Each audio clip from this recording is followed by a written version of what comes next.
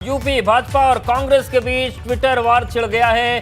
Deputy CM Keshav Prasad Maurya ने कांग्रेस पर तंज कसा और कांग्रेस एमएलसी दीपक सिंह ने उसका पलटवार किया है, तो ट्विटर वार छिड़ा हुआ है। केशव ने लिखा कि कांग्रेस मुक्त विधान परिषद बनाने के लिए उत्तर प्रदेश की जनता को बहुत बधाई और धन्यवाद। दीपक सिंह ने लिखा, जो हमने आपको बताया, केशव जी कांग्रेस वह विचारधारा है जिसने आपकी पार्टी के लोकसभा से मुक्त होने पर ताना नहीं मारा। आपने सांसद से इस्तीफा दिलाकर भाजपा युक्त किया था। आज आपका ये ट्वीट देख अटल जी की आत्मा विचलित होगी कि कांग्रेस और आपकी मानसिकता पर लोग दुखी हों अथवा खुश। तो सोशल मीडिया पर इस वक्त अटल जी के दौर की तमाम बातें कांग्रेसी लिख रहे हैं और एक बार पलटवार यहां भी देखने को मिला। केशव प्रसाद मौर्य ने यह ट्वीट किया था कि यूपी की जनता का शुक्रिया विधान परिषद से कांग्रेस मुक्त कराने का, तो ये पलटवार दीपक सिंह ने किया। और अब बात योगी कैबिनेट की बैठक में लिए गए फैसले की। मुख्यमंत्री आवास पर कैबिनेट और मंत्रिपरिषद की बैठक में बड़े फैसले लिए गए हैं और इस बैठक में 70 प्रस्ताव को मंजूरी दी गई, जिसमें सबसे अहम है कैबिनेट ने तबादला नीति 2022 को मंजूरी दे दी है और इस नीति के तहत 15 जून यानी कि कल से 30 जून तक तबादले किए जाएंगे, जिसके तहत समूह क के अधिकारियों के लिए जिले में 3 साल और मंडल में 7 साल पूरे करने पर तबादला होगा। इसके अलावा समूह ग और घ के कर्मचारियों का 10% तक ट्रांसफर होगा। लेकिन यहां पर गौर करने वाली बात यह है कि ये ट्रांसफर ऑनलाइन मेरिट के आधार पर किए जाएंगे। वहीं कृषि, उच्च शिक्षा स्थापना समेत 1.5 दर्जन से ज्यादा प्रस्तावों को इस बैठक में मंजूरी दी गई। बुजुर्ग परिवार का मुखिया अगर अपने जीते जी अपने प्रॉपर्टी को अपने बच्चों में देता है तो उसको क्रय विक्रय के तर्ज पर पूरा स्टाम्प देना पड़ता है। उस पर बाजार मूल्य का स्टाम्प छूट कर दिया गया है, केवल वन टाइम 5,000 रुपया। घर में सौहार्द का वातावरण, घर में झगड़ा खत्म। माना आपकी प्रॉपर्टी आप दे देंगे दान में तो स्टाम्प पूरा लगता है, जिसे न कोई नया व्यक्ति घर के अंदर आ रहा है, न जा रहा है, न पैसे लेन देन हुआ। लेकिन गोमती नगर मकान अगर आपका है, कीमत अगर 5 करोड़ रुपये है तो 35 लाख स्टाम्प लगता था, वह केवल 5,000 का। 21 फैसले हुए हैं मंत्रिपरिषद के और सारे फैसले तय हो गए। 21 सचान साफ तौर पर जानकारी दे रहे हैं कि लगभग 20 से ज़्यादा फैसले थे, उस पर आज चर्चा हुई है और स्थानांतरण नीति की भी वो जानकारी दे रहे हैं कि उस पर भी मुहर लगी है। जी, हमारे विभाग से जुड़ा हुआ प्रस्ताव था। जनपद प्रयागराज में कुछ जर्जर भवन थे, लगभग 113 ऐसे विद्यालय थे जिनको ध्वस्त करके और नई बिल्डिंग में बच्चों को शिफ्ट कर दिया गया, तो उसके लिए माननीय मंत्रिपरिषद के सामने प्रस्ताव रखा गया। प्रस्ताव पास हुआ। आज कितने प्रस्ताव पास? जी 17 लाख। और स्थानांतरण नीति पर भी पास हुआ है? नहीं, उस पर कोई विषय नहीं है। और इसके अलावा सीएम योगी ने आज मंत्रिपरिषद के साथ ही बैठक की। हाल ही में अलग अलग जिलों के दौरे से लौटे मंत्रिमंडल समूह से सीएम योगी ने फीडबैक किया। इसके अलावा जिलों में अधिकारियों के कामकाज के साथ विकास कार्यों का अपडेट लिया। इस बैठक में सीएम योगी ने मंत्रियों को निर्देश दिए कि वो जहां पर भी जाएं वहां लॉ एंड ऑर्डर की समीक्षा भी करें। मुख्यमंत्री ने सभी से कहा कि ध्यान रखें कि किसी भी हालत में कानून व्यवस्था से कोई खिलवाड़ न कर पाए। दरअसल सीएम योगी ने आदेश दिया है कि सभी 18 मंडल के लिए 18 मंत्रिमंडल समूह बने थे और दूसरी बार ये मंत्री अपने मंडलों का दौरा करके वापस लौटे थे।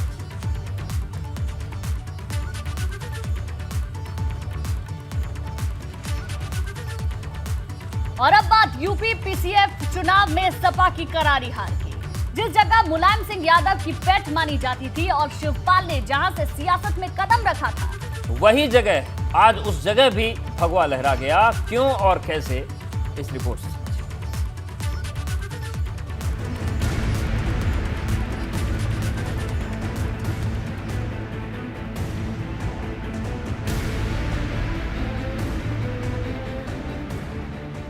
उत्तर प्रदेश की राजनीति में आए दिन भारतीय जनता पार्टी की जड़ें मजबूत होती जा रही हैं।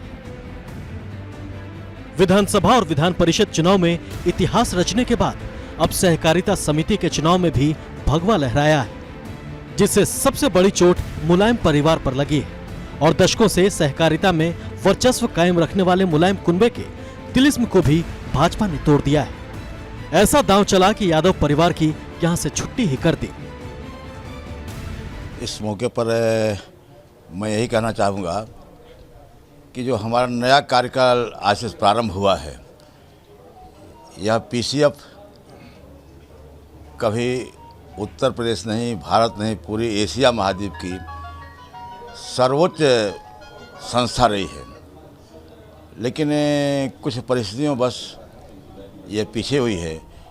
हम सब ने आज संकल्प लिया है कि हम सभी एक परिवार के रूप में इस पीसीएफ को, इसके पुराने वैभव को हम फिर से प्राप्त करेंगे। अभी हमारे माननीय अध्यक्ष जी ने बताया कि हम सबका एक ही लक्ष्य है, पीछे क्या हुआ उसको हम लोग भूलते हुए इस पीसीएफ को नई ऊंचाइयों तक ले जाना, सहकारिता से समृद्धि, ये हमारी सरकार का भी नारा है।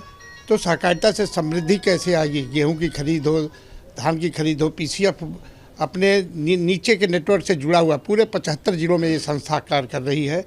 उसको कैसे हम और आगे ऊंचाइयों तक ले जाए, और उस ऊंचाइयों को तय करके हम लोगों ने काम करना प्रारंभ किया है। दरअसल यूपी सहकारिता चुनाव के इतिहास में पहली बार सपा का इस चुनाव में यह हल हुआ है। सिर्फ एक बार 1999 के चुनाव को छोड़ दिया जाए तो 1991 से अब तक यहां यादव परिवार का कब्जा रहा है। लेकिन अब यह ताकत मुलायम परिवार के हाथ से जा चुकी है। यूपी प्रादेशिक कोऑपरेटिव फेडरेशन चुनाव में भाजपा का कब्जा। पीसीएफ के प्रबंध समिति में भाजपा के 11 सदस्य निर्विरोध जीते। सभापति उपसभापति पद से सपा का वर्चस्व खत्म। बलिया से वाल्मीकि त्रिपाठी सभापति बने। गोरखपुर से रामाशंकर उपसभापति बने। बाकी बची महिला कोटे की 3 सीटों पर सरकार मनोनीत करती है। साल 1991 के बाद ऐसा पहली बार हुआ है कि यूपी सहकारिता में सपा का सुपड़ा साफ हो गया और यादव परिवार के हाथ से सहकारिता की आखिरी ताकत भी जा चुकी है। इससे पहले शिवपाल के बेटे आदित्य यादव सभापति थे। बीते 10 सालों से आदित्य यादव इस पद पर काबिज थे। इस बार आदित्य यादव बोर्ड का सदस्य भी नहीं बन पाए। साल 1991 में मुलायम परिवार की यूपी पीसीएफ में एंट्री हुई। शिवपाल यादव ने इसी चुनाव से राजनीति में कदम रखा। साल 1994 में पहली बार शिवपाल यादव यूपी पीसीएफ के सभापति बने। बसपा के शासनकाल में भी सपा का कब्जा रहा। मायावती के वक्त भी यहां यादव परिवार का दबदबा रहा। शिवपाल के बाद बेटे आदित्य यादव अब तक सभापति थे। अब आपको ये भी समझाते हैं कि आखिर यूपी पीसीएफ यानी यूपी प्रादेशिक कोऑपरेटिव फेडरेशन क्या है और ये क्या काम करती है। पीसीएफ की स्थापना 11 जून 1943 को हुई थी। किसानों के हित को लेकर इस संस्था का गठन हुआ। किसानों को बिचौलियों से बचाने के लिए संस्था बनी।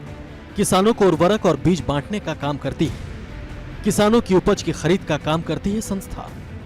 किसानों को मार्केटिंग और दूसरी सुविधाएं देती है। किसानों से खरीद के बाद भंडारण भी करती है। पूरे प्रदेश में चीनी की आपूर्ति करने का भी काम करती है। पीसीएफ का संचालन 14 सदस्यीय कमेटी करती है। फेडरेशन के सभापति का कार्यकाल 5 साल का होता है।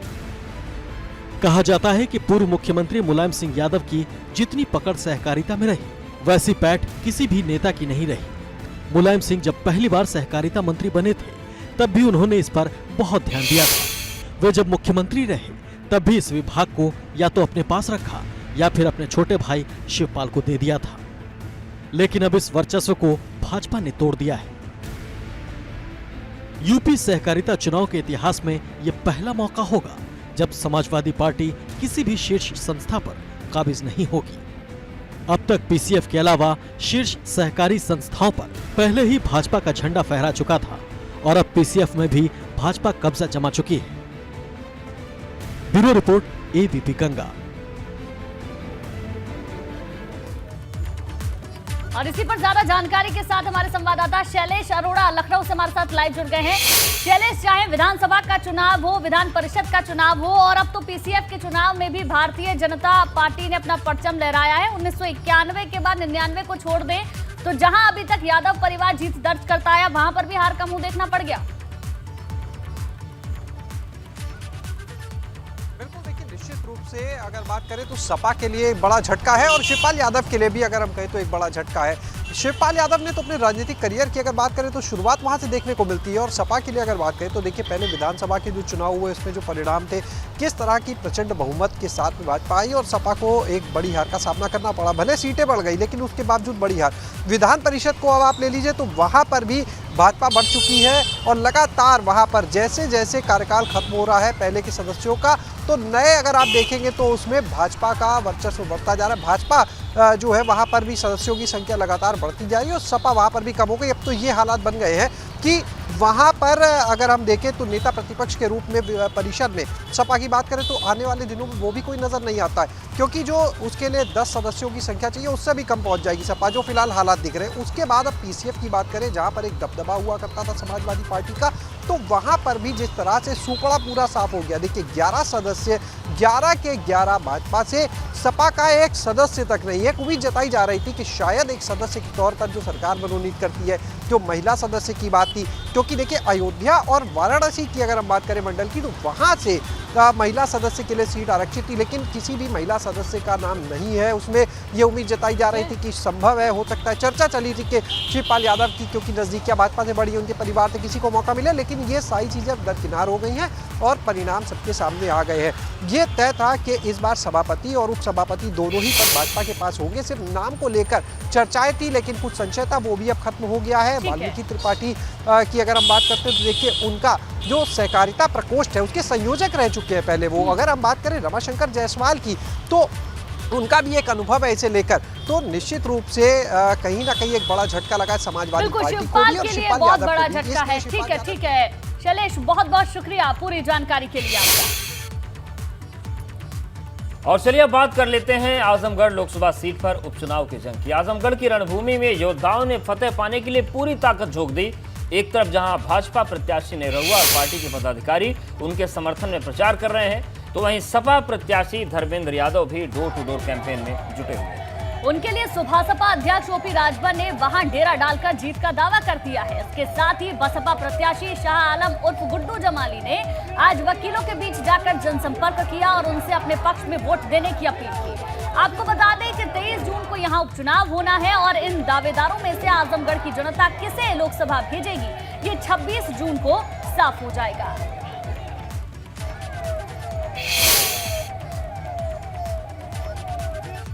आजमगढ़ में कौन जीतेगा इस बात का फैसला तो 26 जून को नतीजों के बाद होगा। हालांकि अभी तो सभी उम्मीदवार जीत का दम भर रहे हैं। आजमगढ़ के लोगों ने हमेशा समाजवादियों के पक्ष में लिया है, पार्टी का सम्मान बढ़ाया है, हमारे लीडर्स का सम्मान बढ़ाया है, हमारे अध्यक्ष जी का सम्मान बढ़ाया है। तो मैं उम्मीद करता हूँ कि आजमगढ़ लोगों का फिर से मुझे भी आशीर्वाद मिलेगा। अब वो क्या कह रहे हैं इसका मुझे तो जवाब नहीं देना है, लेकिन विधानसभा के चुनाव में उत्तर प्रदेश के जनमानस ने इस बात का जवाब दिया हुआ है।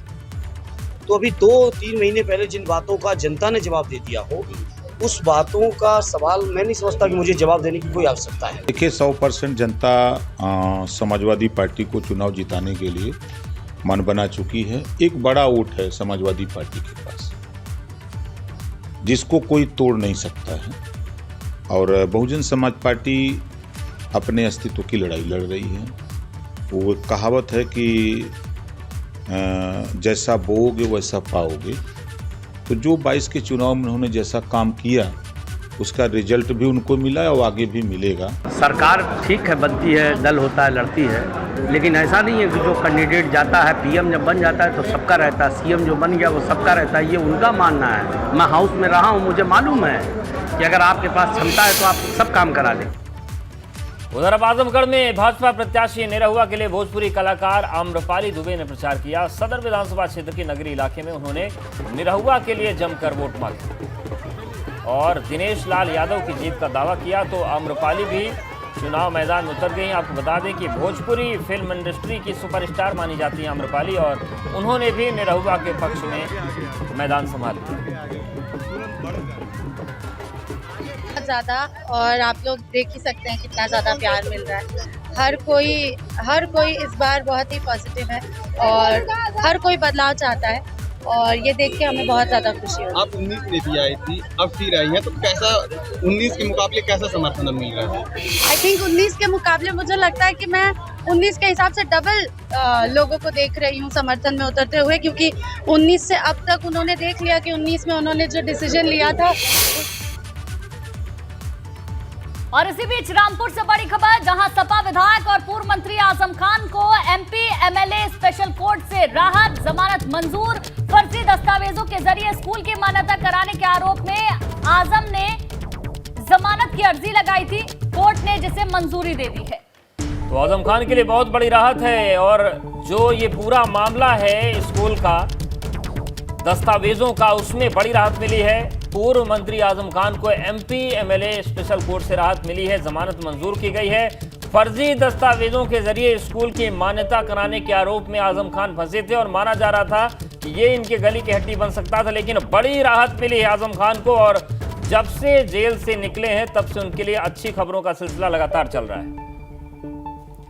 और उबैदुर रहमान हमारे साथ जुड़ गए। उबैदुर रहमान, ये जो पूरा मामला था ये कब दर्ज हुआ था और ये बड़ी राहत मानी जा रही, क्योंकि इस मामले की वजह से खतरा मंडरा रहा था? देखिए अवधेश, मैं आपको बता दूं, जब आजम खान का मामला सुप्रीम कोर्ट पहुंच गया था और सभी मामलों में जमानत मिल गई थी सुप्रीम कोर्ट से, तो एक पुराने मामले में आजम खान का नाम पुलिस ने खोला था, यानी कि 89 वाला केस था ये, जिसमें सुप्रीम कोर्ट ने इनको जो है अंतरिम बेल दे दी थी और ये कहा था कि परमानेंट बेल के लिए आप स्थानीय special MP MLA court Rampur में संपर्क करें। और आजम खान सीतापुर जेल से रिहा हो गए थे।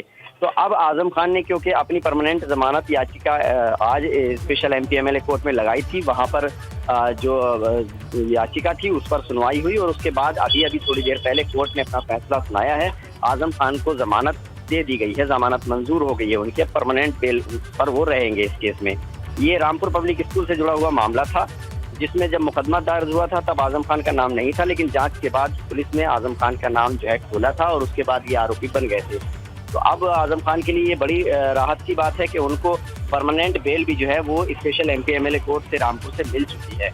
और इस बीच बड़ी खबर प्रयागराज से है। हिंसा वाली जगह पर बुलडोजर पहुंचा है। अटाला इलाके में प्रशासनिक टीम पहुंच गई है और अटाला इलाके में जुमे की नमाज के बाद हिंसा हुई थी और बहुत बड़ी मात्रा में वहां पर ईंट पाए गए हैं जो बाकायदा इकट्ठा किए गए थे। और अब अटाला इलाके में प्रशासन की टीम भी पहुंच गई है। जुमे की नमाज के बाद अटाला इलाके में हिंसा हुई थी, जहां अब मौके पर प्रशासन की टीम पहुंची है।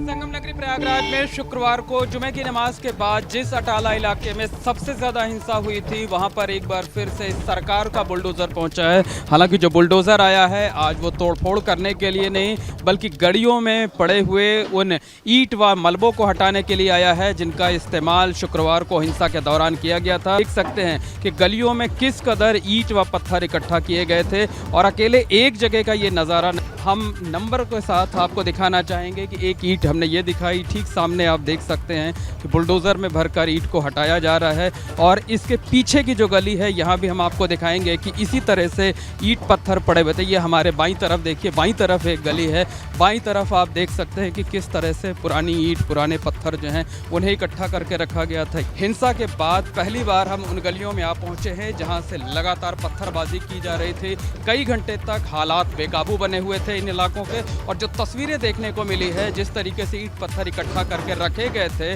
वो ये साफ बयां कर रहा है कि ये इसके पीछे कोई ना कोई बड़ी साजिश थी और कोई ऐसे लोग थे जिन्होंने ईंट पत्थरों को इकट्ठा किया है। सरकारी अमले का कहना है कि इस बात का पता लगाया जाएगा कि आखिर जगह जगह ईंट पत्थर क्यों इकट्ठा करके रखे गए थे, इसके पीछे कौन लोग थे और जिन लोगों का नाम सामने आएगा उनके खिलाफ कड़ी कार्रवाई की जाएगी। कैमरामैन रोहित श्रीवास्तव के साथ मोहम्मद मोइन, एबीपी गंगा, प्रयागराज। प्रयागराज हिंसा के मास्टरमाइंड जावेद पम पर बुलडोजर एक्शन के बाद जांच जारी है। इस बीच आरोपी जावेद पम की बेटी ने ट्विटर पर लोकेशन की जगह लिंचिस्तान लिखकर सबको चौंका दिया है, जिसके बाद खुफिया एजेंसियां जांच में जुट गई हैं। तो आपको बता दें कि जहां पर ट्विटर या फेसबुक में लिखा जाता है कि आप कहां के रहने वाले हैं, कोई व्यक्ति देश का नाम लिखता है, कोई अपने शहर का नाम लिखता है, वहां पर जावेद पम की बेटी ने लिंचिस्तान लिख दिया। प्रयागराज हिंसा के आरोपी जावेद पम की बेटी ने ट्विटर पर लिंचिस्तान लिखा लोकेशन में और इसके बाद अब हलचल तेज है। वहीं दूसरी तरफ आरोपी का परिवार बुलडोजर एक्शन के खिलाफ अदालत जाने की तैयारी है। और प्रयागराज हिंसा के मास्टरमाइंड की बड़ी बेटी जहां सवालों के घेरे में है, ट्विटर अकाउंट पर बलूचिस्तान लिखने के शक के दायरे में आ गई है। इस पूरे मामले पर एबीपी गंगा ने आफरीन की छोटी बहन सुमैया फातिमा से बातचीत की। देखिए, हम लोग अदालत जा चुके हैं, हम लोग ने हाई कोर्ट में भी पिटिशन कर दी है और सुप्रीम कोर्ट में भी करने का पूरा इरादा रख रहे हैं, क्योंकि हमारी फैमिली के साथ हर एक चीज़ जो हुई है वो हर एक चीज़ इलीगली हुई है। ना ही घर की, फादर की, मेरे साथ जो हुआ हर एक बात इलीगली इन्होंने करा है और सब कुछ फैब्रिकेट करने की जिस तरह कोशिश कर रहे हैं वो सब बात हम रखेंगे इस कोर्ट में, क्योंकि वही एक न्याय की जगह जो हमें दिखाई दे रही है। और हम उम्मीद करते हैं कि हम लोग को इंसाफ मिलेगा, क्योंकि हम लोग के साथ जो हुआ है वो मतलब एकदम से फैब्रिकेट और फ्रेम करने की ऐसे लग रहा है कि कोशिश की गई है हमारी फैमिली को।